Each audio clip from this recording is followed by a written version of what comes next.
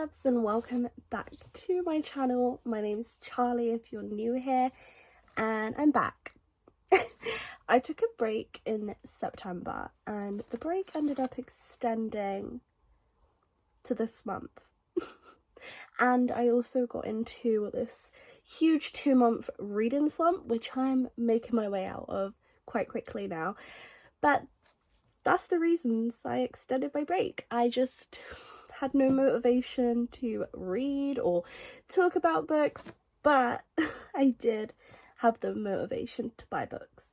So that's this video. I'm doing a long overdue book haul. It feels very overdue.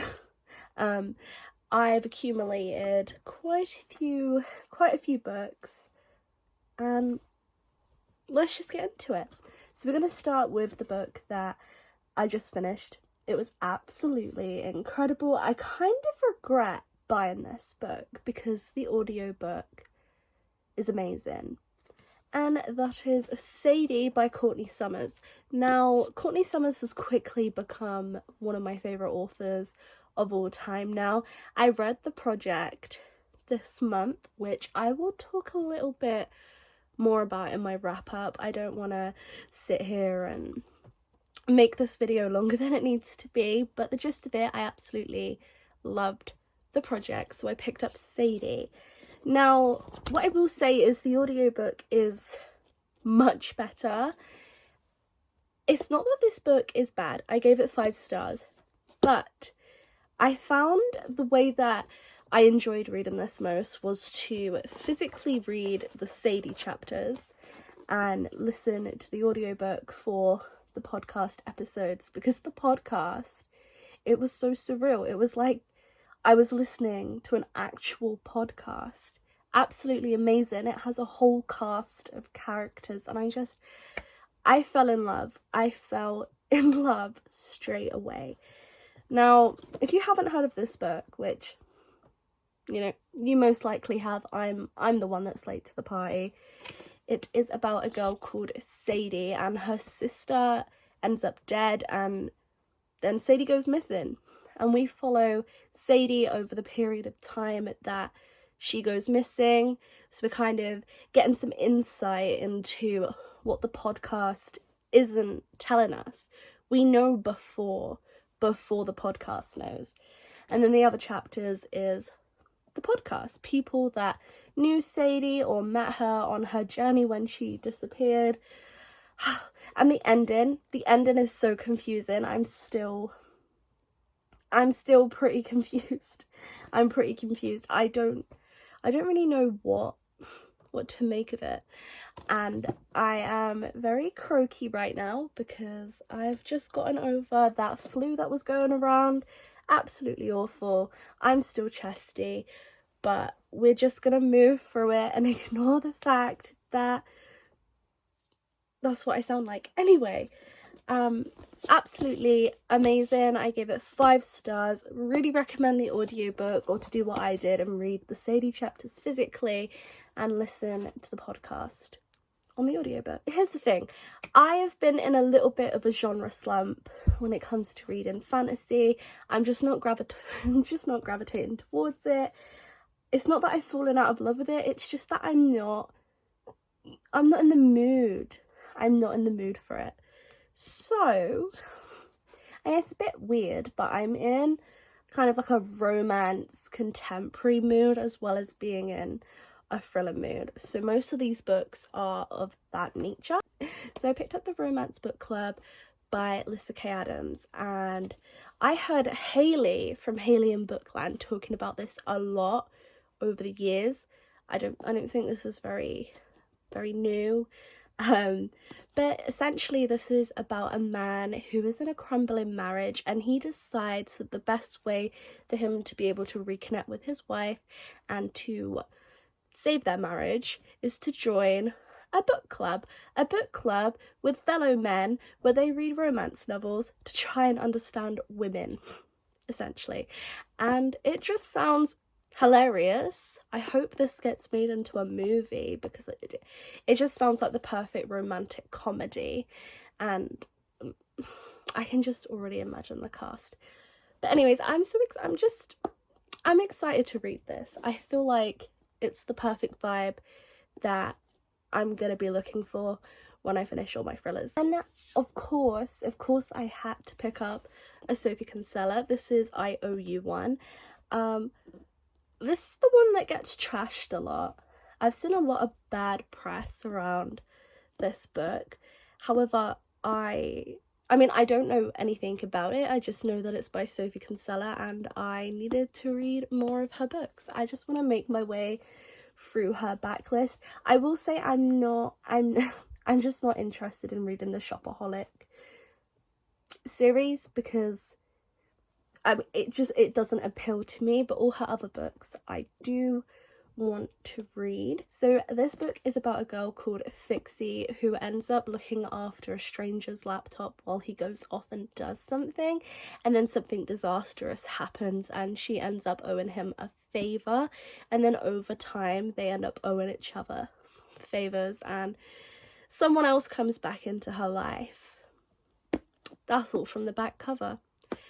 I don't know how I'm going to feel about this, but it's Sophie Kinsella and I usually love her books, so we'll see.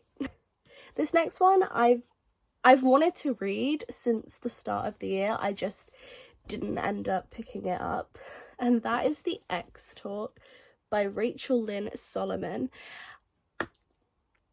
I'm sorry, but this just seems perfect. It seems perfect.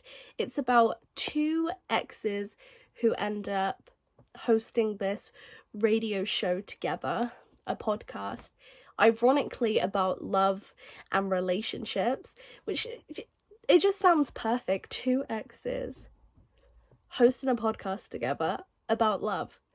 Obviously, this is just a recipe for disaster, and I mean, I'm going to predict that this is what brings them back together, but I could be wrong. Romances are quite predictable, but they're really fun and easy and digestible. So we have The X Talk. This next one, Ace of Spades. This is my current read. I actually got gifted this from one of my lovely friends on Discord. I'm in many Discords right now because of Patreon, but Victoria, I hope I'm saying her name right. If she watches this video, I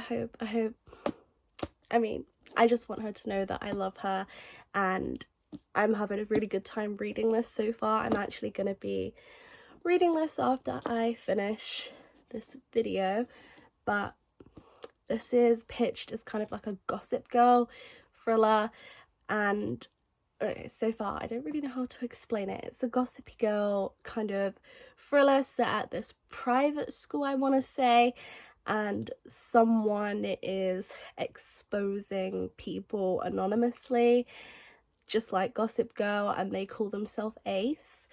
And I'm excited to do this. I think it's gonna be good. I'm all over the place in this video and I'm starting to get this migraine at the back of my neck, so I'm gonna try and like hurry this along. But I picked up Not My Problem by Kira Smith. I read the Fallen in Love montage earlier this year and I fell in love with the characters and just the whole story. We love Sapphic. We love Sapphic books. So Not My Problem.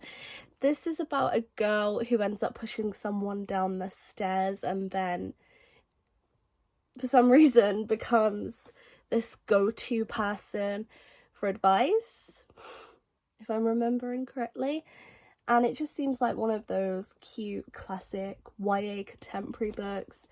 It's also Sapphic, as I've also mentioned before, and just, it's not my problem, okay? Moving on to another Sophie Kinsella, because of course I just had to pick up more, and that is Not My no that's should we try that again? My Not So Perfect Life by Sophie Kinsella. I feel like this book's gonna talk a lot about everything's not what it seems. It might seem perfect on the outside, having you know, an amazing job, husband, etc., or, you know, wife, a wife, whatever floats your boat. A wife floats mine. Anyway, just things like when you go on social media and things just seem so fabricated, but it tricks your mind into thinking it's real. I feel like this book's gonna go a lot into that and talk about how even though it looks perfect from the outside, there's other stuff going on behind the scenes and nobody's perfect. Oh, okay, so I'm just reading the back of it, and it is saying that she goes on a glamping holiday on a family farm and she sees a girl called Katie, and she's figuring out whether she should get revenge on this woman who ruined her dreams or try to get her job back. Sounds good. Staying with the kind of like romance chick lit kind of vibe, I also picked up The Right Swipe because I saw Jamie and Chloe read this and I thought, I'm gonna finally read it because I've had my eye on it for a while. This sounds quite similar to, what's the book called?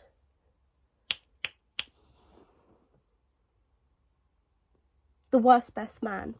It sounds quite similar to The Worst Best Man in that kind of ironic way where a wedding planner was left at the altar. A dating app creator doesn't know how to date. Her dating life's not working out. And I just kind of like those irony situations. So I feel like this will be perfect. I'm just going to read the back of this one because Rhiannon Hunter may have revolutionized romance in the digital world, but in real life she only swipes right on her career and the occasional hookup. The cynical dating app creator controls her love life with a few key rules. Nude pictures are by invitation only. If someone stands you up, block them and protect your heart. Only there aren't any rules to govern her attraction to her newest match, former sports star Samson Lima. The sexy and seemingly sweet hunk woos her one magical night and then disappears. Rhea thought she'd buried her hurt over Samson ghosting her until he suddenly surfaces months later, obviously. Still big, still beautiful, and in league with a business rival. He says he won't fumble their second chance, but she's wary. A temporary physical partnership is one thing, but a merger of hearts, surely that's too high of a risk.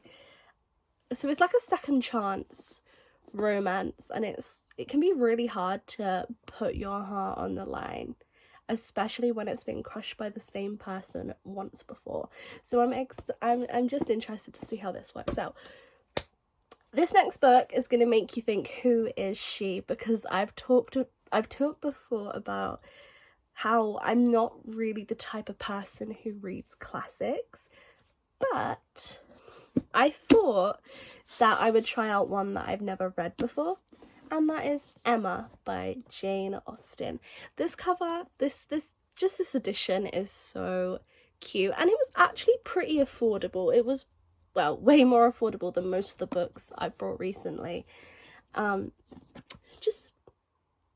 It's beautiful. It does look pretty dense.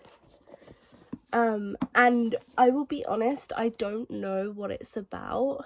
I just wanted to try a classic and decided to pick this up. So I don't really have much to say about it, but I feel like I will do a reading vlog when I do read it, and I'll make it spoilery so I can kind of talk about it and how I interpret each thing.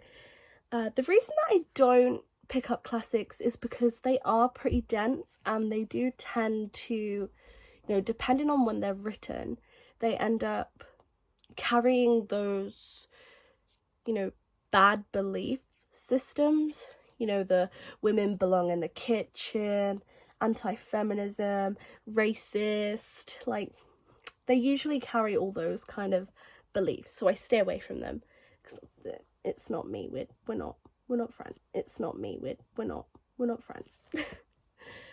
So then I picked up My Heart is a Chainsaw by Stephen Graham Jones.